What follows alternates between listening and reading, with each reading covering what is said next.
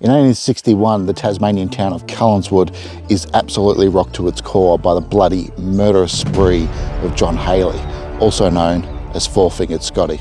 Scotty is a known criminal, but his past crimes pale in comparison to those he committed in 1861.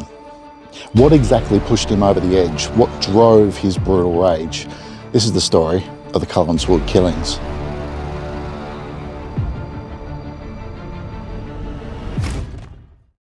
Scott is transported to Tasmania for crimes committed in his home country. He's sentenced to 7 years imprisonment for stealing a basket of eggs. He departs his homeland of Scotland on the 19th of August in 1850, and he arrives at Port Arthur Penal Station on the 28th of November. He spends several years working for different masters and is in and out of prison for a string of various petty crimes. After a few years, he drops off the map entirely. That is, until he appears on the morning of Friday the 15th of February 1861. It's the middle of summer, it's warm and it's still. The grass in the fields of the Bryant dairy farm is tall, yellow and dry. Four Fingered Scotty arrives for work. He's met at the gate by his employer, Mr. Bryant, who informs Scotty he's fired. He's no longer welcome at the farm. Little did Bryant know that this will be a conversation that unleashes a monster. The following morning, on Saturday the 16th of February, Scotty's seen at a local drinking establishment. He's angry, he's bitter, and is overheard blaming a couple known as Mr. and Mrs. Wilson, people he used to work with on Bryant's farm.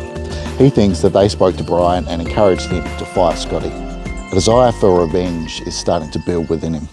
Later that same morning, Scotty heads to the property of Mr. and Mrs. Mulholland. Mr. Mulholland is off at work. Mrs. Mulholland is at home with her children. Scotty is seen by neighbours playing in the front yard with the two children.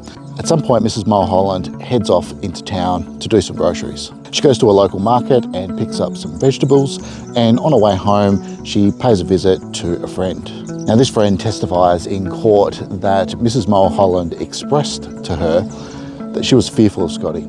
Generally, she saw him as a scary person. Now, Scotty's relationship with the Mulhollands is transactional at best. In the past, she's mended some clothing for him. She's known as a good seamstress. Now, it seems during their brief interactions over time, Scotty has developed something of an obsession with Mrs. Mulholland. Another local recalls a conversation with Scotty where Scotty said, "I'm going to make her mine or I'll die in the process." Early the next morning, Mrs. Ann Wilson, the Mulholland's neighbour, heads over to their property hoping to borrow some sugar. She comes across two of the Mulholland children playing in the front yard, and she asks them, "Hey, where's your mum?" And the two children say, "Scotty's killed Mummy." Anne rushes into the house. She finds the kitchen empty. She moves into the bedroom. In there, she finds Mrs. Mulholland and one of her sons, Peter, apparently deceased on the bed. The room is covered in blood. In shock, she runs from the house to go get her husband. They eventually return, entering the house, and they find that Mrs. Mulholland is indeed dead from an axe wound, and the son is still alive, though barely.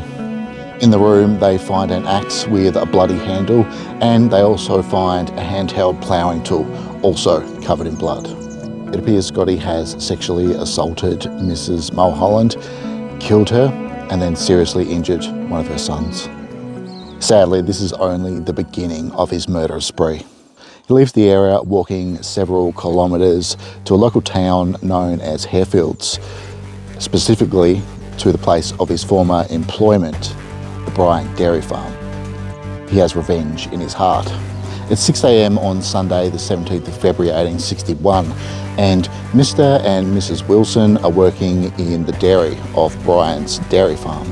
Mrs. Wilson hears a voice. She looks up, and standing in the doorway of the dairy, 3 yards away, is Scotty. In one hand, he has a cocked gun. And looking at Mr. Wilson, he says, "Wilson, I'm here to take your life. You spoke to Brian about me, you got me fired." He fires the gun, hitting Wilson square in the chest. He surges forward and smashes Wilson across the face several times with the fired gun. Wilson staggers back and cries in shock. Scotty turns his attention to Mrs. Wilson and he tells her he's going to kill her. He strides forward and hits her across the face several times with the fired pistol. She falls back and she begs him, please Scotty, don't kill me for the sake of my children. I'll get on my knees and I'll beg for my life. And he says to her, fine, you beg for your life on your knees. So she gets down, starts to beg, and he hits her again, knocking her unconscious. He leaves the dairy and heads out into various properties, breaking in, stealing provisions, things like clothes and food. He heads out of the property and onto the road, where a witness says he was approached by Scotty, and Scotty said, tell them I killed Wilson, and I'll kill anyone that comes after me. He heads off up the road. By Monday the 18th, he's reached the east coast of Tasmania, specifically Fort Williams, where his crime spree continues. He's seen breaking and entering into various huts, stealing ammunition, food, clothing, all sorts of things he's going to need while he's on the run. The police are hot on his trail, and eventually on that same day, he's spotted by two police officers out about 100 metres away in a field. They yell out, tell him to stop. He turns, sees them, starts running off into the field. One of the officers pulls a gun and shoots. Scotty stumbles in the field. It looks like he's actually been shot. Surprisingly, he turns around and returns fire, shooting one of the officers in the hand, taking off a finger. Scotty flees through the field and into the bush. The police chase after. They can't find him. The bush is too dense. He's not seen again until the next day, when a woman spots him pushing through a grain field. The police investigated the site and they find a bloody trail through the grain. It looks like he spent the night there, wounded.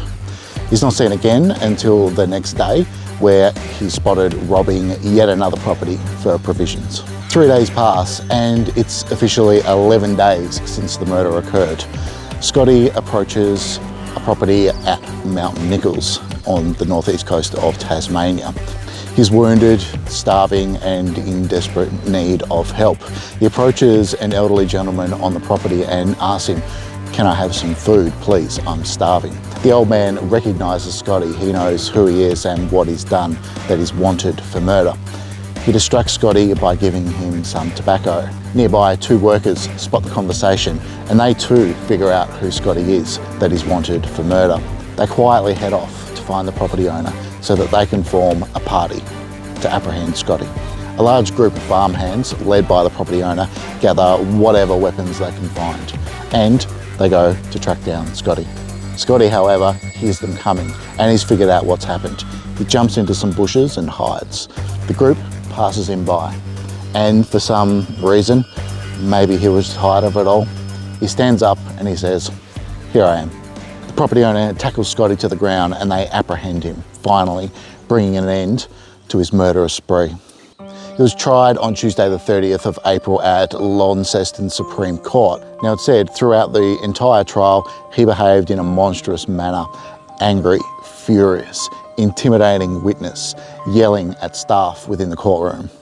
At one point, he had to be physically restrained for more than 15 minutes, such was his rage. That seemingly all changed on the day that he was led to court for sentencing. He ended up pleading guilty to the murder of Mr. Wilson, who died of a gunshot through the heart. The judge sentenced him to death by hanging and eventually for his body to be dissected. At this point, Scotty lost it all. Prior to his execution, Scotty confesses to the murder of Mrs. Mulholland. He and two other murderers are led to the gallows.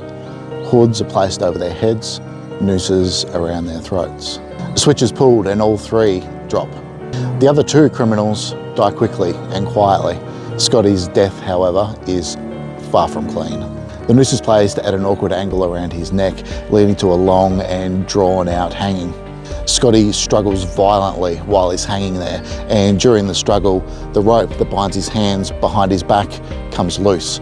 He reaches up and grasps the rope, trying to pull himself free. The hangman is forced to kick his feet away from the rope. This goes on for 3 or 4 minutes. Scotty's hands eventually become bloodied from the kicking of the executioner, and eventually his struggle ceases and he passes away. One of the other men hung with Scotty on that day was Patrick Maloney, also known as the Priest. Click here to uncover his story.